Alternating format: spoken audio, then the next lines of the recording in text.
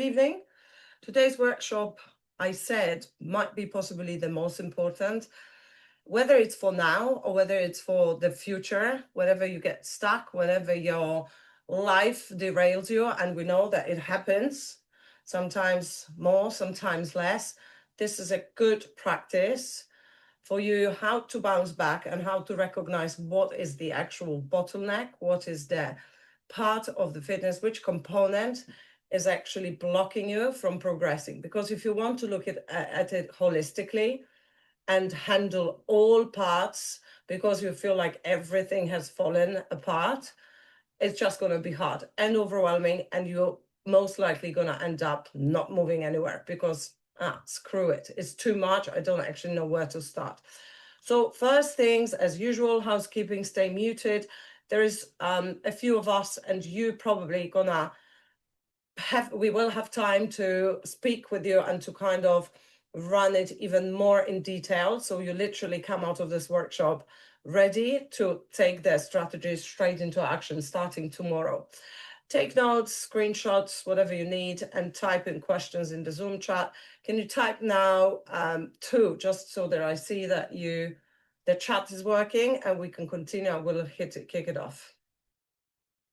Can someone type 2 in the chat? Nice. Okay. So firstly, I wanted to start with an audit of August, because it's very conveniently 3rd of September, but obviously I did it deliberately at the beginning of the month. Remember about this workshop at the beginning of any month, but also whenever, again, you get stuck. Why it's important to audit? Exactly for what I said in the intro, not to get overwhelmed and not to start dealing with everything and doing things half-assed and then end up moving nowhere. Progress happens when we remove the biggest bottleneck. So one component that sucks the most, that leads to most negative consequences and stop you from progressing. And there is no point on focusing on training harder and feeling guilty that you missed one workout if your nutrition is completely off, or when there's no point of focusing on nutrition if the sleep is actual bottleneck why you choose certain products. This audit, if you do it as we speak live, the tasks that I've prepared for you is going to show you exactly where you're losing the momentum or the most momentum, because obviously it works like a domino effect. So first things, grab pen and paper. You could theoretically do it on the phones, but things get lost on the phone. And ideally, grab pen and paper. And I want you first to rate those 5 components. We're going to break them down into details later on, but I want you to target all 5 and rate them from 1 to 10, 1 being very poor, and 10 being excellent.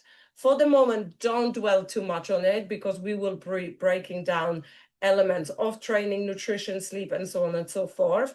At the beginning, for now, I would like you just to rate how you think you've done with training, nutrition, sleep, social life, whatever that means for you, whatever you feel like. Again, we will be talking about it in detail in a second. And mindset, or your mental health, from 1 to 10, 1 being very poor, 10 being excellent. And let me know when you're ready. Type in the chat ready, so that I see how many of you have done it, have finished, and we can move on. It's important that you actually practice and participate in today's workshop actively. It's always important, but today more than ever. So just type in ready when you've rated all 5 components.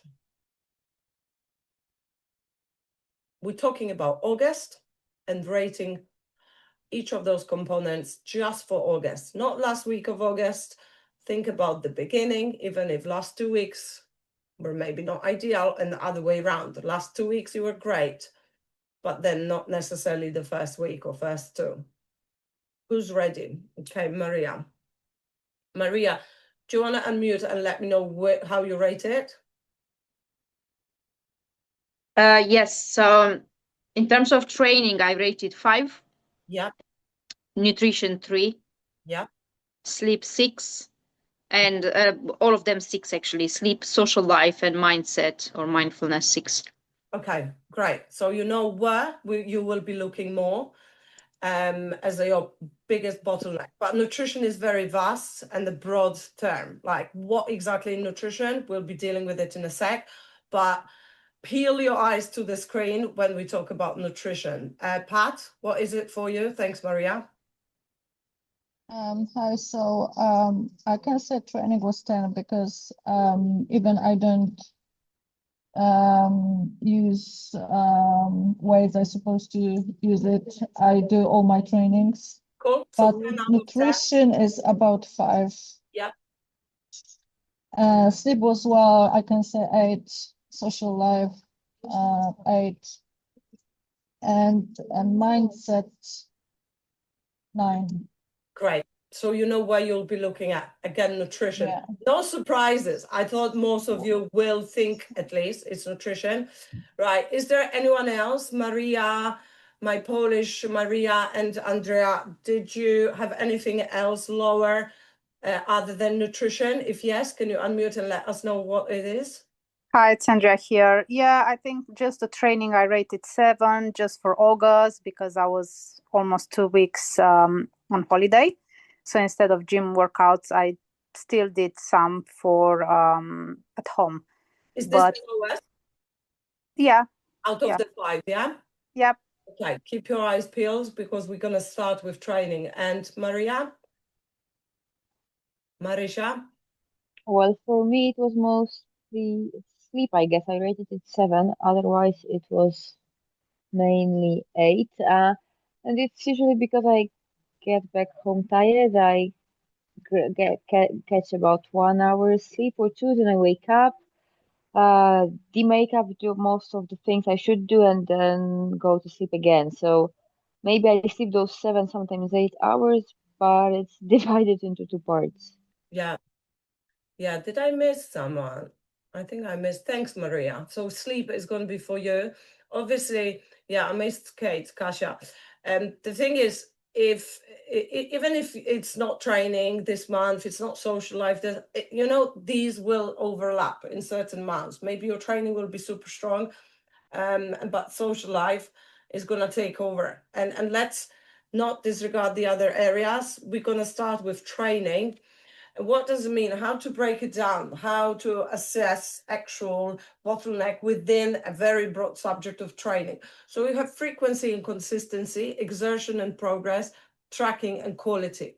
These are the parts of training that I would always be looking at, because sometimes you can underestimate, but you can also overestimate. Frequency and consistency, for example, like Andrea said, she gave herself 7 out of 10. But like frequency and consistency, does it, if she trained as many times as we arranged, even though she was on holidays, that's going to be 10 out of 10, that part. And I suggest you do, while I speak, rate those parts. And then even if your training was pretty strong in August, then you can actually see which area you should pay particularly attention to in September, what could be better. It's not possibly the main focus that you should take in September, but worth looking. And if you want to progress even more and you sort out your biggest bottleneck, then you'll be looking at the X, Y, Z as secondary options. So if consistency was there, then did you progress? Was exertion right? Exertion, we're talking always 1-2 reps in reserve. Did you rate your workouts 5 out of 10 most of the time, or 8 out of 10? Or 10 out of 10. 10 out of 10 is also not great. If you keep doing 10 out of 10, that means you're overtraining. This is not productive in the long run, and it's actually risky for recovery, then sleep, then nutrition, and then again we have a domino. Tracking, did you log and measure? Because maybe what you feel exertion is great and progress, you feel like you've done it, does the data confirm that? So if you know, and you can look at your logs from all Mondays when you train, let's say lower body, did you actually progress in the month of August? And then quality. If you progress, great, but did you keep the form? Did you keep the full range of motion? Were you intentionally connecting to the muscle that trained? And was your focus there? Or were you just rushing through reps? You didn't control the tempo.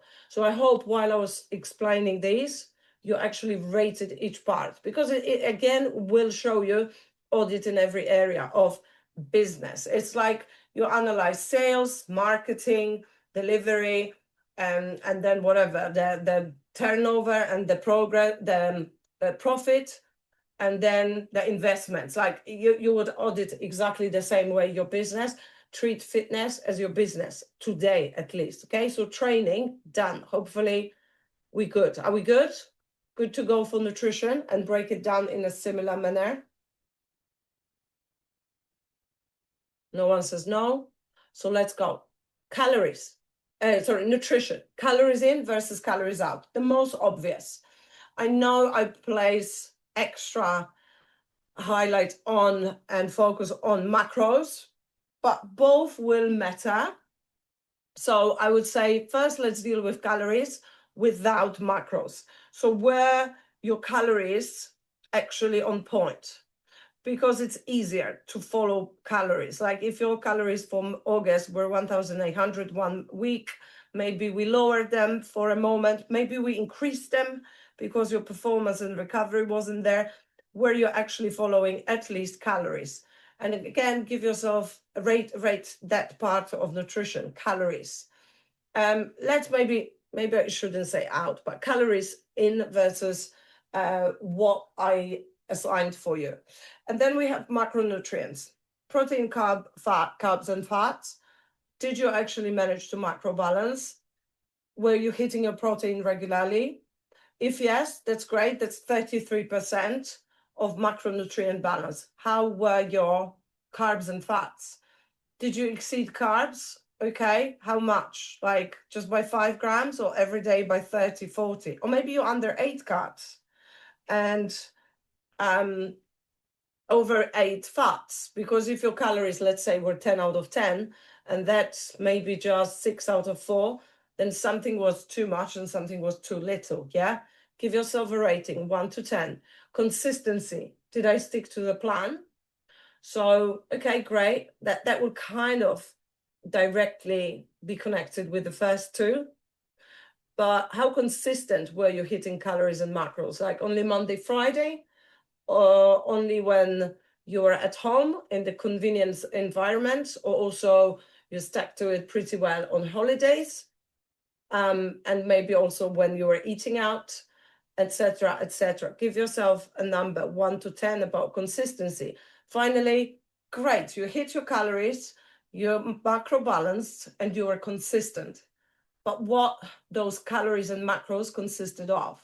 Was it just chocolate and you were opting for low-fat chocolate because they exist, they are awful, but anyway, or were you eating like sugar-free sweets so that your fats and carbs and proteins were still stacking up, but maybe the quality of food wasn't there? Whole foods versus soul foods.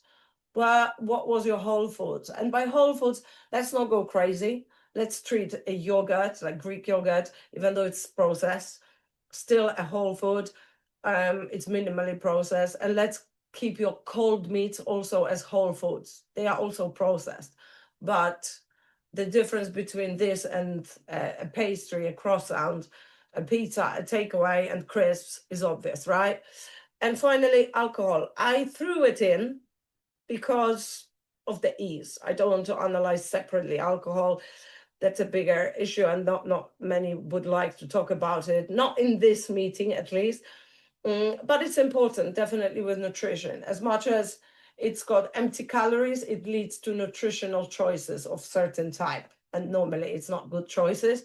So did you have alcohol in moderation? If it was in moderation, I don't know, you had 1 unit, which is like 1 Prosecco, or 1 Aperol Spritz, or 1 glass of wine in a week. Was it every week? Was it every time you went out? Was it every time you were sad, tired, whatever? Blenders, I don't think any of you does that, but I put it just as the other end of spectrum.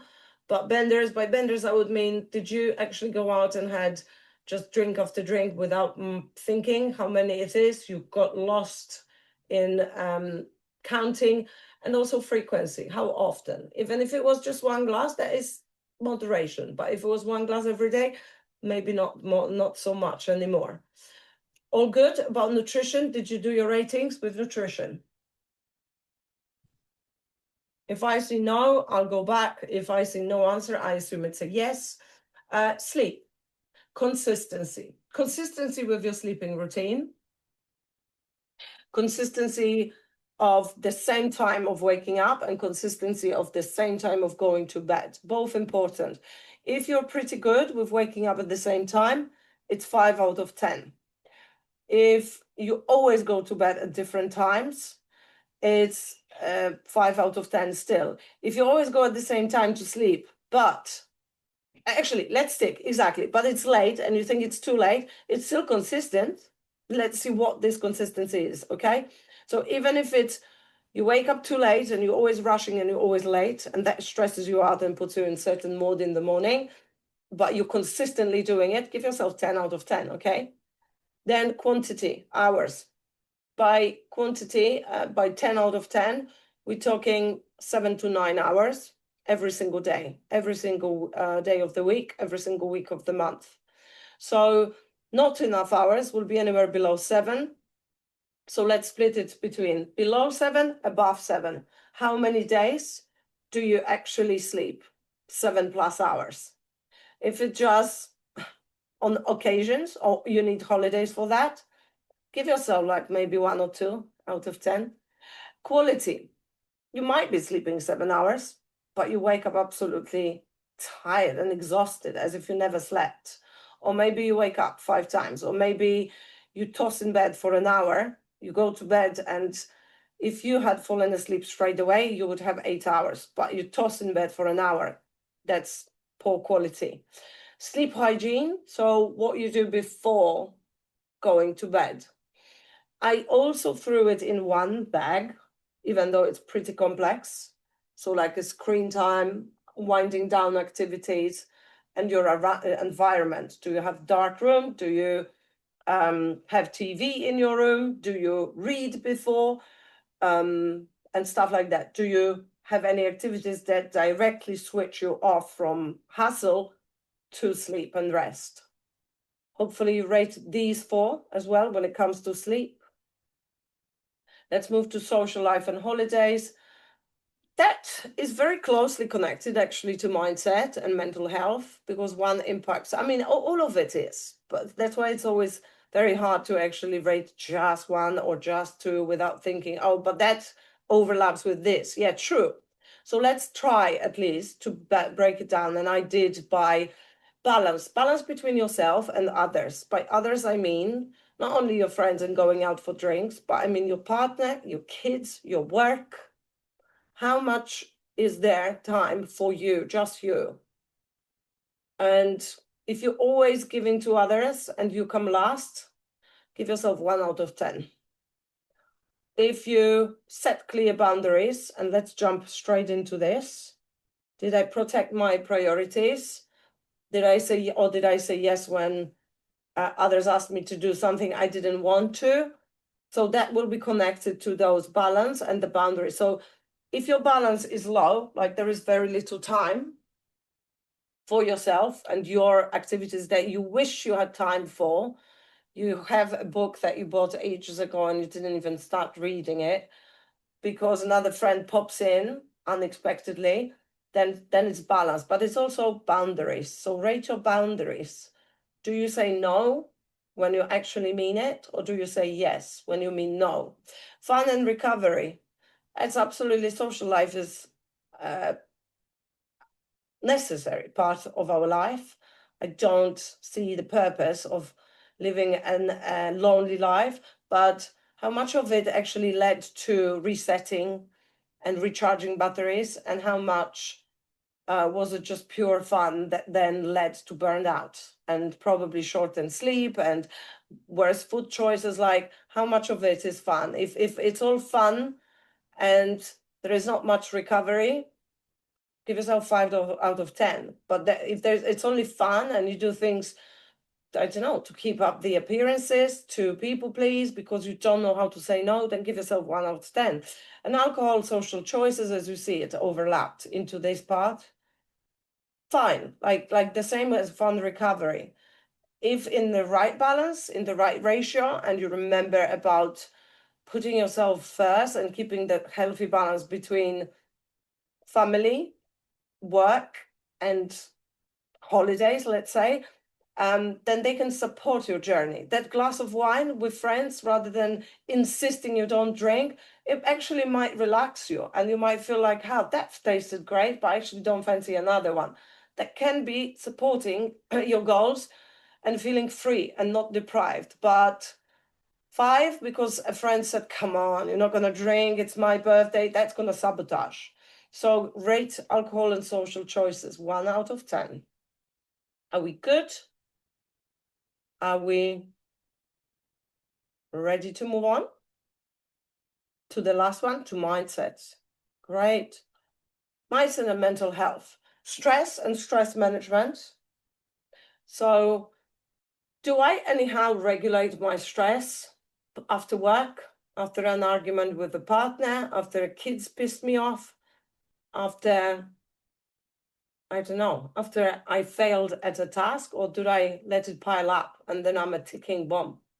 Do I ignore symptoms and signals, or do I actually address and recognize an emotion that I'm getting stressed? Do I ever do anything about it? Then comes directly into mindfulness practices. So do you do anything about it? Meditation, breathwork, journaling, or is it all like a voodoo magic and you completely don't believe and disregard these parts? Then do you do anything for yourself to learn and grow? Reading, maybe some podcasts, maybe some other useful input other than my voice. Sometimes it's useful. Like, do you do anything to grow and to learn? Of course you do. You're in the program and you're here tonight. But yeah, rate it 1 out of 10. And finally, phone hygiene. This is definitely very closely connected to mental health. What do you do, for example, first thing you wake up? Do you reach and watch Instagram with sexy influencers that put you down and make you upset? Or do you look at guys that make millions and you have to go to another 9-5 on the regular payroll? Does it help you what you do with the phone and with your phone hygiene? Like, do you constantly check the phone even though there is nothing to check? Do you have maybe restricted times when you allow yourself intentionally, now I'm gonna do fuck all and I'm gonna be scrolling and I'm in a great place, I've eaten well, I've trained great, I want to see what the world does. So rate phone hygiene 1 to 10. And I think that's it from the parts, yeah. There is literally 2 minutes of, actually, maybe, just let me know. Have you been rating while I was talking about it? Yes, no, so there I know. Andrea has been, I know because you've been replying. Marisha as well. What about the rest? Maria Minko as well. Pat? Yeah, I have as well. Yeah, amazing. And Kate disappeared. I hope I didn't scare her. She actually disappeared in the pot that I think is her bottleneck. So interesting. Anyways, let's dive into why we're doing it. The thing is, you're in the bus part, okay. But it's always more beneficial if you practice and literally actively participate. But I trust you, at least you could do it maybe on the notes on the phone, unless you're standing and it's packed. But anyway, tune in. So why it's so important to audit and to analyze where is the bottleneck? Well, someone said, and that someone is actually the guy that wrote Atomic Habits. I've started reading it again. It's such a great book that, you know, you can't just rely on reading some books once. They are not entertainment books. And every single time you read a self-development book, you discover another layer. And I've decided to do Atomic Habits for my little challenge, which I might mention later. But anyway, and he says that 40 to 50% of our daily actions are governed by habits. It's not intentional. We just do it mindlessly, like blindly, because it's a habit. And I believe that's probably more, but that's just me. Who am I? We act by the law of least effort. Whatever we do, we want least effort to do something. Even if we're consecutively going to the gym, we still want the least effort to be involved. The gym needs to be close, especially when it's raining, or especially when you have to go to the gym before work, because later on you won't have time, or at least it has to be close to work.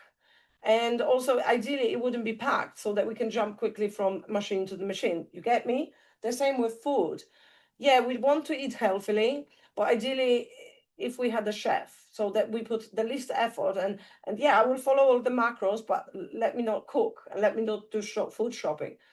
Sadly, most of those activities will require some effort, but there is ways to minimize and decrease the resistance by enabling certain actions to happen through the lowest effort. And I'm going to talk in practice with whoever wants to join me on that, how you could actually, what actions you can take to improve those areas that you rate the lowest in your bottleneck area, and what it means like in practice. Big changes, I always say that, are made of small repeated actions or choices over a period of time. This is how you build a habit, not through the duration, but you might create a habit throughout 3 days, not 21, if you had repeated an activity maybe 20 times every single day for the next 3 days, and maybe the habit would be already there. You don't need 21 days, you just need frequency with which you repeat a certain action, and it becomes then automatic. And once it's a habit, there is no challenge and effort again in doing something. So James Clear, the Atomic Habits guy, said that a year can be decided in a 2-minute decision. And that really hit me, and I let it sink in. A year can be decided in a 2-minute decision. Imagine speaking to me one beautiful day, getting in, scary. Is this even working? I'm investing money. I don't know if I can. I owe so much to do, but you invest and you slowly start taking actions. And 6 months later, you're a different person. The key is in making the good habits easy and the bad ones difficult. So we have to provide the environment for both, for those good habits to be more obvious, to be easy, to have the lowest friction, so that we have the least effort in doing them, and the least resistance, and other way around with those habits, bad habits to simplify, but the habits that just don't serve you long term. Because like we said, alcohol doesn't need to be a bad habit, but if done in a certain way, it will self-sabotage. So we have to create the environment for those habits that don't serve you, and we keep repeating them, and for the moment they have the lowest friction, to increase that friction, to increase their resistance, and to make them more inconvenient or hidden. So for example, hide snacks, or don't buy them, but lay out clothes for the gym, just to make it easier to literally in the morning just put them on without thinking. So I want to go in practical mode now. And I want to start with whoever said, what was the first bit? I think we started with training. Pat, you're on the bus, so you can't unmute. Pat, can you talk? Or because I wanted to run through like how I would deal with one of those that you possibly rated the lowest. It's very noisy here, so I'm not sure if you even will hear me. Okay. Okay, you can type maybe, and then I'll give you an example, and then maybe we can move on to someone that struggles with nutrition. So what was the lowest out of the 4? Frequency, exertion, tracking, or quality? For you, Pat. I will try to, so for me, I think the tracking in August was hard because obviously on a holiday I can't weigh my my food, so Okay. yeah, the tracking But the was really training, we're hard. talking training, yeah? Yes. Okay. Oh, training. And well, actually tracking too, because I didn't log in as my exercise looks a bit different than in my normal schedule. But Okay, because you were on holidays. But let's imagine, thanks, Pat. So let's imagine someone has a problem with tracking and it's so overwhelming, and you can obviously relate it to food tracking. Most of you have lots of resistance about food tracking, especially at the beginning. So imagine you have a problem with tracking and you feel like you have to do it every single day. So this is really high resistance, like, oh my God, from 0 to 100. So how to break it down so that it's the easiest and the least friction? I would say I am going to choose my favorite workout out of that ones that I've been assigned, and I'm just going to track just one this week. If it's still too much, I'm going to say I'm just going to track one exercise regularly, one exercise, and then I'm going to switch off the app. Fuck it, Julia will not have data, and nor will I, but I'm going to just do one. So this way you're reducing the overwhelm. And also there is that 2-minute rule of making something just for 2 minutes, just before it gets boring and you get disheartened from doing it. And then if you limit yourself and you still do the task for 2 minutes, only 2 minutes, and you can try and test it, it probably makes less sense in training. But even if the problem is frequency and consistency, and you constantly skip gym sessions, I would say the only task for you to do every single day that you are supposed to be in the gym is to turn up there for 2 minutes, start the warm-up for 2 minutes and leave. Put the alarm clock in 2 minutes. Sounds ridiculous, right? But if it's a home workout, it makes more sense. So start the warm-up, set the alarm clock, 2 minutes, finish. Oh, you're gonna be like, what the fuck? I want to continue. And this is the whole point. If something is terribly high, if something is with terribly high resistance, okay, you can practice this. If your exertion is out, for example, you feel like, oh, I'm training hard, but every single time I say, I see your videos and I say, I think there's a few more reps left. Okay, then I ask you sometimes record your sets, your first sets of every exercise and max them out. And that's scary, like, oh my God, I don't think I can. I think I've maxed it out, but actually you haven't, because you haven't failed. Like, you literally did a rep and decided there is no more reps after. I didn't see you struggling midway, holding that weight and struggling for 2-3 seconds and then dropping it. That's failure.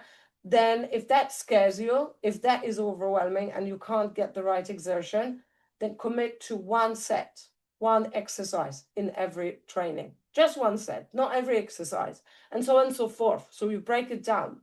And not forever, just this week. Today, I'm maxing it out on hip thrust. Just first set. Let's see what happens. Upper body, I'm maxing it on lat pull down. That's it, just lat pull down, and so on and so forth. Let's go to nutrition because it's more complex, and more of you actually mentioned nutrition as your bottleneck. So who's struggling with calories as the lowest? Just rating, look at your ratings and let me know. Whoever it is, even if that bottleneck is not nutrition, but you rated calories the lowest. If not, we skip it and we go to macros. Who rates macros? So maybe you can put in the chat what actually you rated out of nutrition the lowest. All of you, if you have a chance, if you're able to type in which out of the 5 parts of nutrition you rated the lowest.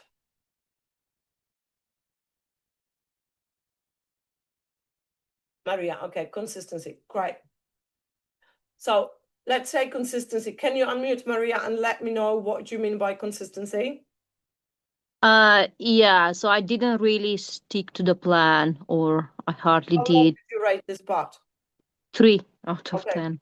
So basically, where's the culprit? So you do eat well, but very rarely. Are you off in macros or are you off in calories? I think I'll say in both, but more calories than macros. I'm more consistent at macros. Over or under eating? Higher in calories than I should be, but lower in the right macros. Okay, so you're overeating your calories. Cool, thank you. So let's deal with this.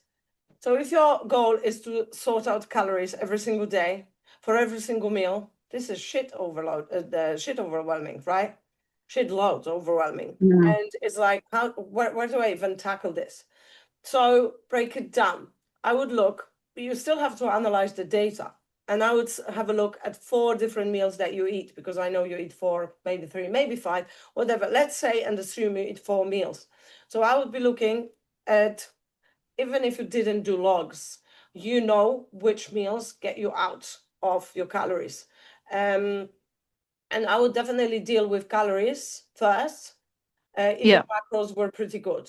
Or other way around, if your calories were rather closely to what you should, but your macros are completely off the chart, then deal with your macros. So let's hypothesize on both.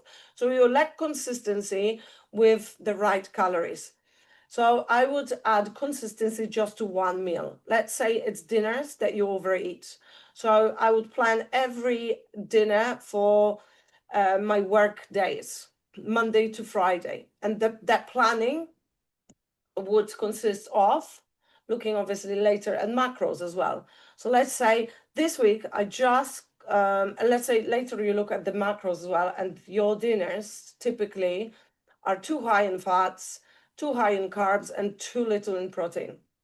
So that lack of consistency in dinners would firstly should be addressed in increasing protein, because that's going to be the number one choice or number one task that will automatically lower fats and carbs if you choose the right source of protein. So I would plan, even if not the all meals, all dinners, because again, that maybe also creates too much resistance and you're not going to move anywhere with this. So I would simply go for every dinner and plan 40 grams of lean protein for dinner. That's it, done. Task for this week. Got it? And then Yeah. once you start and it's plated, I would plate and start plating my meals only from protein. Will I then deal with the rest? Fats, where can the fats be coming if your protein is lean? Maybe deep fried, I don't know, potatoes or like something, but unlikely, right?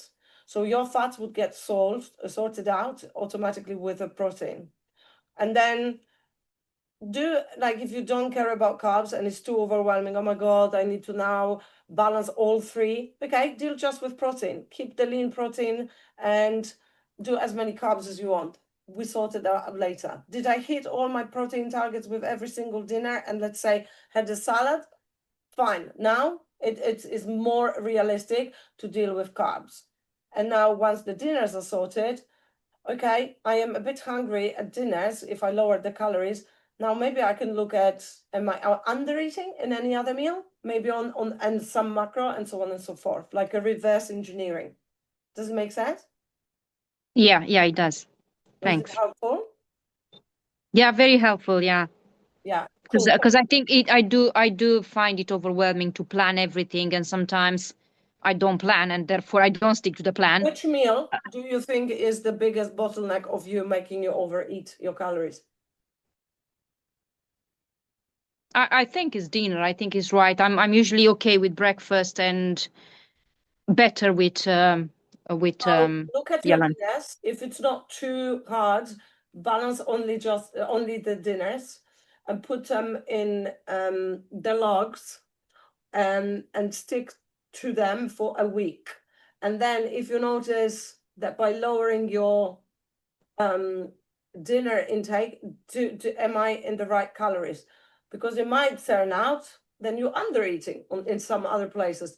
Then I would start looking at the meal that you're lowest in the right macros, or what are you actually lowest in which macronutrient. If it's protein, then I would look at which meal is actually the lowest in protein, and then start handling that meal as the next step. Yeah. Okay, that's doable. Thank you. Marisha, you said quality. So whole foods versus soul foods. What rating did you give to whole foods and soul foods, and why? Can you unmute? You're good to talk. Yes, I can talk. Well, I rated quality about 6, and in August I had some pizza, some protein bars, it was usually one meal per day, and not every day. But yeah, August was worse in this matter than other months. Okay, one meal a day doesn't sound like a bad choice at all. And I actually encourage everyone to have one soul food in a day. The problem will be if that meal takes over the majority of calories or tips off the macro balance. Was this the case? No, I usually manage to hit my macros and stay in I know you deficits. do. That's why I'm surprised. So maybe that you're being a little bit harsh on yourself. But let's say your quality of food choices, yeah, you have only one snack or one meal out or one takeaway a day, which would be fine in terms of, let's say you eat 5 meals or 4 meals, it's going to be easier to calculate. You eat 4 meals and only one is the soul food, which should theoretically be 25% out of 4 meals. Yeah, one meal is 25%. But then you have to look at that meal. Is it actually 25% of your total calories, and is it tipping off the macro balance? So if so, I would be looking which meal is it normally? Is it a snack? Is it a dinner? What situations is it on? So then I would make things harder to reach for that. And how to make it harder? Don't buy the products that you might feel like reaching to, which is a quick solution. Let's say many people buy those protein bars. Oh, that's going to be just in case I'm hungry. Screw that. You have access to shops, and in every shop you can get a protein bar. So if the situation arises and you actually have nothing else to eat, then go and get that bar. But don't stock it in the house so that it becomes an obvious solution. So that is increasing the resistance, making it harder for that bad habit. Let's say bad, but let's say you only live on protein bars, because there is a few of you not present today in that workshop, but that does it, and replace whole foods with actually protein bars, being happy that, oh, I've hit my protein goal. Well, no shit, but you've provided zero nutrition. Like, this is a supplement. And by the way, protein powder versus protein bar is totally different ball of games. Protein bars, I don't recommend. Protein powder, yes, please. There's just more shit in the bars. Yeah, more processed, and there's more calories as well. So then when it turns out that it's takeaways, that you're just constantly out there in the evening because you're tired, you finish work late, and you actually don't fancy cooking, reduce the overwhelm from, like, you know what to do. You should be cooking the dinner instead of ordering them. So reduce the overwhelm of the task of cooking the dinner. For example, have planned dinners in mind for 5 days in a week. It doesn't have to be 5 different dinners. It can be same base, so same veggies, and once you're gonna have them as stir fry, the other day you're gonna throw them in the soup, and the third day maybe it's gonna be like curry style with a tomato paste. So be resourceful when it comes to the same products. Chop your veggies and put them in lunch boxes rather than having to, like, one day. This is my idea of meal prepping, rather than preparing the exact meal on Sunday for Friday. Like, that is no, it makes no sense. But chopping veggies that you're going to be easily reaching for example, I do it with my lettuce, the greens. I prepare peppers, I chop them, I shred the carrots. Not every time, but I do have lunch boxes and fruit washed and already put in lunch boxes. So I just, every morning, I grab from each container and I prepare either my yogurt with fruit packed, and it takes half a minute because it's all been done once and consecutively in 1 hour. Yes, I do have to assign the hour, but then it reduces the overwhelm to do it every day. And so on and so forth. Calories and balance part. So that will be, again, what, like, you have to find some common ground where and when you exceed calories. Is it only on Saturdays when you go out with your friends?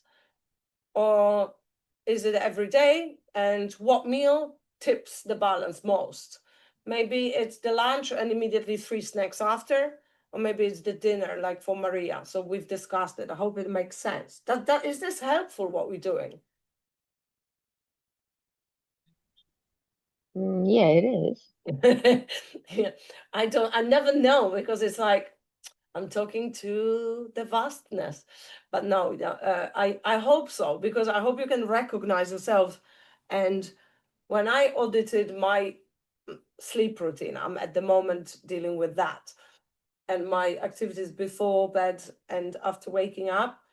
Yeah, I was a bit shocked with certain things, and I had to reduce the overwhelm of certain things for others to happen, and increase the resistance of others. And we'll talk about it in a sec. So nutrition, are we good with nutrition? Can we move on? I'm gonna say yes. Sleep. So for example, that's what I'm dealing now with, because it's shameful to admit, but there will be some days that I slept 5 hours and I still went to train and I still had my clients, and I said I'm gonna nap later, and that nap never happened. And then I'm obviously stressed. I don't feel good about myself. I'm not sharp. I am impatient. My training becomes shit. Food choices become shit. So it was impacting all areas of life, even though I was still taking the to-do list, but I was like half a human. Most of the time I can't address the morning routine, because I still have a few clients that I see in person, but so I can't control that. So I left my morning routine. I had to look more into the evening routine. So introducing a hard stop, for example, if it's quantity. So I didn't definitely had enough hours. I felt like I was sleeping pretty deep, but just not long enough. And my sleep hygiene was just awful as well. So I would switch off the computer just to go to my bed and to look on the phone. And then I was telling myself every single day, I'm going to read just to avoid the blue light. And it never happened, because I'm going to read to avoid blue light. It's not a plan. It's just a dream. It's too vague, and it has no sort of frames of what's the minimum I have to do. So once I said 10 pages, I did it in the past, not now. So 10 pages, but sometimes you can't focus for 10 pages, or sometimes 10 pages is too bloody much. And I decided, okay, 10 minutes. So 10 minutes sounded better, because even if I get distracted and I still look at my phone, because the intention is obviously not to be looking at my phone, get off the blue light.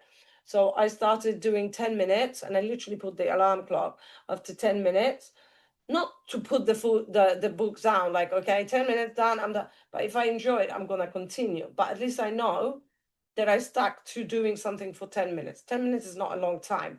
If it's too long, do the 2-minute rule, like James Clear says.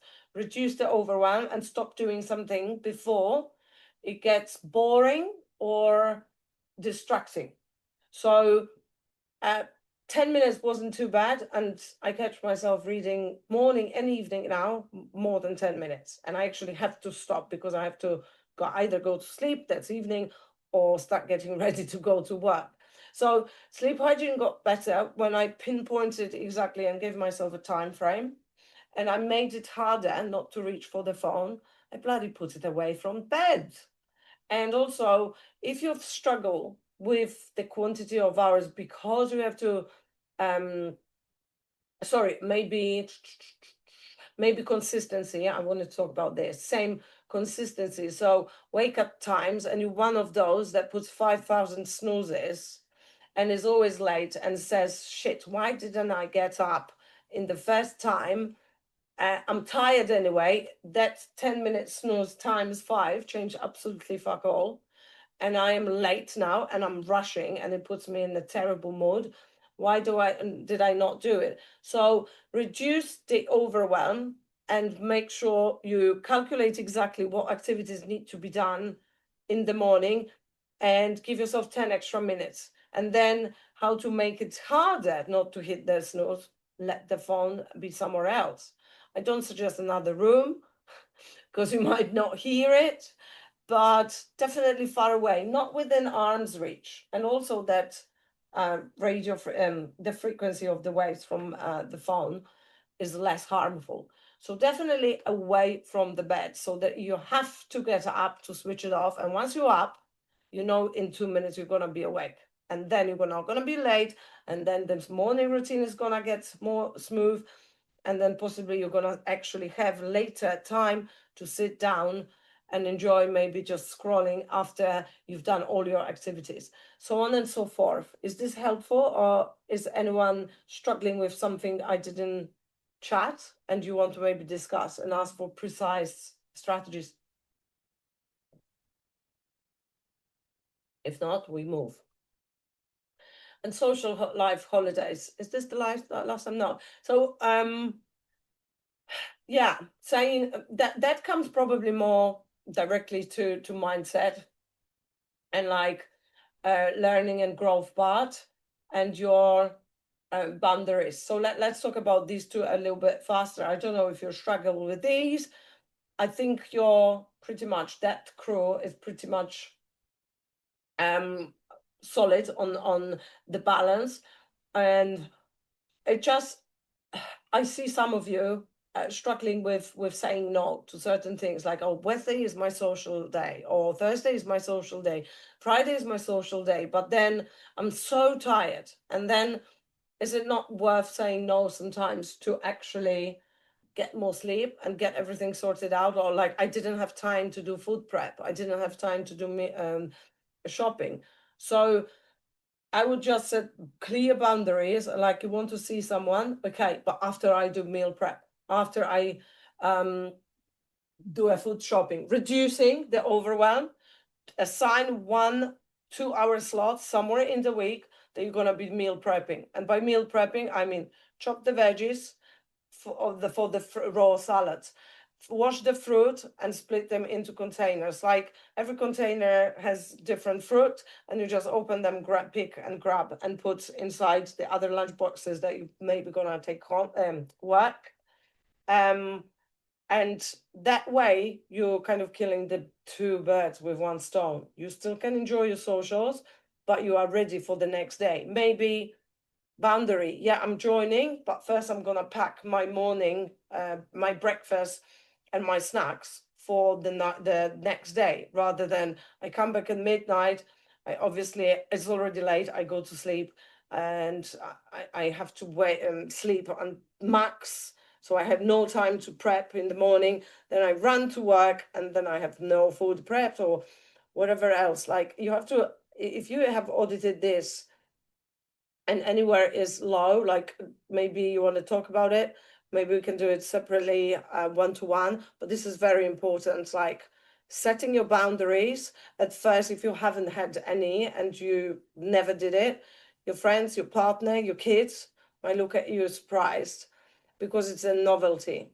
But my best policy is always being open. Like, it's nothing against you, it's just protecting my energy. Like, it's important for me to, let's say, have a sleep or whatever. And once you start placing those boundaries in life, people will start recognizing them. But if you always say yes, you will always find that people can convince you to things that you not necessarily want to do. Stress management, anyone struggling with this? Or anyone rating? Well, I've put the phone hygiene 3 out of 10, but you talk about that, and I'm fully aware of the drawbacks there. So what is it? Is it scrolling mindlessly too much? Yes, especially What when I'm times? tired or I want to switch off from work or life or whatever. Yeah, and you know that that's one of the worst ways of switching off. It's actually rewiring you, just in a different way. Yeah. Yeah. How much time and what times do you normally scroll?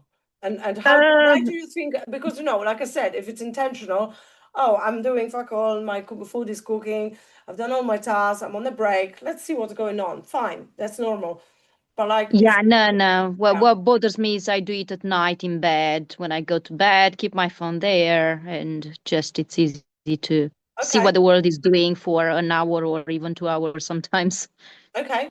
put an alarm clock, firstly, to reduce, to give yourself like something and not completely deprive yourself of it.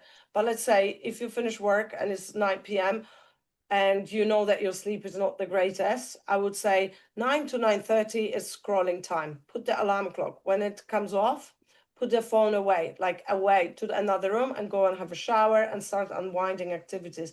Don't come back to the phone. Your alarm clock should be set already for the next morning, and just grab a book. And the funny thing with books that they tire the eyes and you actually really switch off, plus you get the different inputs rather than how Taylor Swift cheated on someone or whatever else, or another, I don't know, funny meme that is not funny at all, or another idea of how to look great doing 50 push-ups or burpees. So, you know, what, like the input, intentional input. So choose a book that is gonna actually fill you up with some positive stuff. I actually at the moment do self-development books in the morning, so that my input straight from the morning hype me, but not just for work, but like for things that develop me and help me understand my psychology and people's psychology better. And the evening is entertainment. So you could have an entertainment. I'm reading a romance at the moment. I don't remember when I had read a romance ever, but it's been recommended to me. So I was very resistant, but actually I'm interested now, and it totally switches me off. I don't care what Instagram does. I care what the two guys in the book are doing. So practice that. Get yourself a book, make it easier. Get a book, choose a book, order, put it next to bed, phone away, for example. Yeah. That's great advice. Thank you. And that's really it, because as usual, it's 9 p.m. I ran out, but one more thing I wanted to show you, literally 2 minutes. Hope it was helpful, by the way. Calendar. I'm not using this one, so that's why it's nothing here. I'm using an app, and I prefer actually doing it on my phone. Like if you're overwhelmed with your routines and consistencies and you end up with never having time for anything, can you see this screen, the calendar? Can you type in yes or no? Yes. Yeah. So I would literally, and I would, like I say, plan your week. Oh, how overwhelming it can be. Plan the same as planning your food diary. Bloody hell, every day. So I would again recognize if your routine sucks and you always run out of time and there's no way you can have a hard stop at 9, etc., etc. That's what I had to really incorporate, because most of the tasks, so I thought, were in calendar, but no, they weren't. Commute wasn't. Stuff for mindless scrolling wasn't, and I still want to do it. And if I don't have time assigned, then it drags. Then cooking time wasn't, and I don't know, toilet activities weren't. So I would literally practice that, maybe not even for the whole day, but I would think, where do you think you are least productive, or what is the biggest bottleneck in your daily routine that tips you off the whole, like that ruins your whole day. So maybe morning you always, for example, like if you don't know, like you never have time for training, because I wake up early, I start work early, I commute, so I would suggest, I always suggest train in the morning, even if you're not a morning person. Again, it's a matter of doing it often enough so that it becomes a habit. I literally now am waking up 5:15 out of my choice to read that self-development book, because I promised to myself I'm going to be waking up 15 minutes earlier. Bloody hell, love it. But my hard stop is at 9 and we are 9:01, so I'm nearly done. But let's say you wake up at 6, but then, you know, you snooze around twice, so you actually wake up to 20 past. So I would be doing 6 wake up, and then I would say 6:05 get up. So literally, if your phone rings and is already, we discussed, far from bed, this is when you wake up, you get up. Then I would be creating another stuff at 6:05 to, let's say, You get my idea. This is just for the morning routine. Let's say from 6 to 12, and that is less overwhelming. Just one day, run it and see how you feel. Let's say 6:20. Instead of grabbing your phone, obviously go and pee and go and take the measurements or whatever, read. Okay? Clearly set up. Then, or you can change the color so that it's clearer, but you get the idea. I'm not going to be playing now.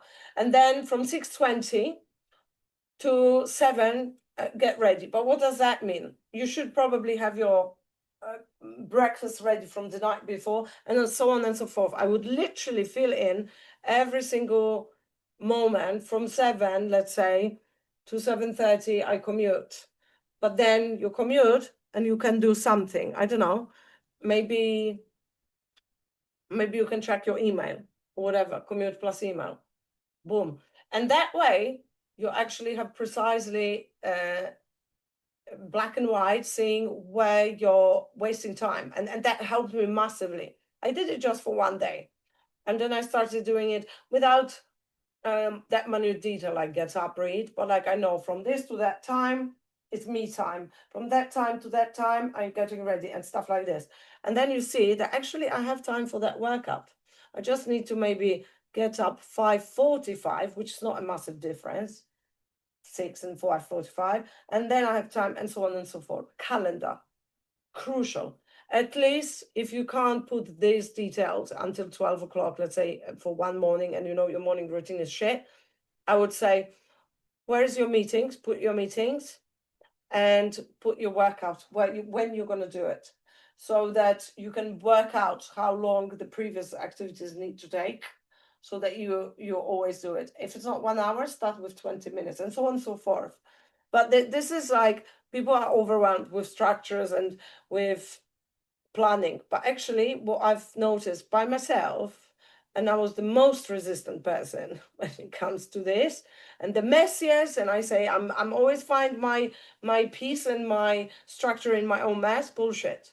I've actually gained freedom working with the exact plan and structure, because it releases me from that pressure. What's next? What's next? I know exactly what's next, and that's great. And if I didn't put, or if I finish something sooner, great. There's time for scrolling, for example. All right. I hope it helps. Hope you enjoyed tonight's one. And if you have any questions, just type in quickly in the chat. And if not, any questions, or type in all good. If we all good, I will. All clear, cool. I will see you on the next one. So have a good night. Thanks for being here. Thanks.